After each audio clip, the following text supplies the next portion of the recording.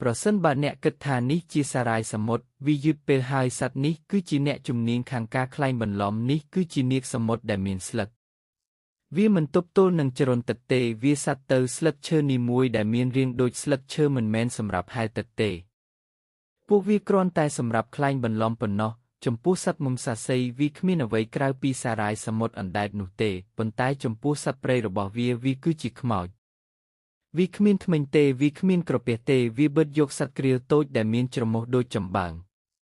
ប៉ុន្តែអាចកំបាំងចម្លែកបំផុតស្ថិតនៅក្នុងពូជពងរបស់វាគឺជាឪពុកដែលទទួលបន្ទុកកំណើតបន្ទាប់ពីរាំរួមរកតាមចង្វាក់ញីដាក់ពងរបស់វាទៅលើកន្ទុយឈ្មោល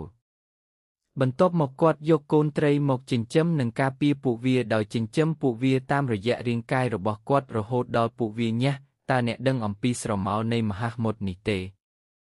សូមប្រាប់យើងឲ្យដឹងនៅក្នុងផ្នែកមតិយោបល់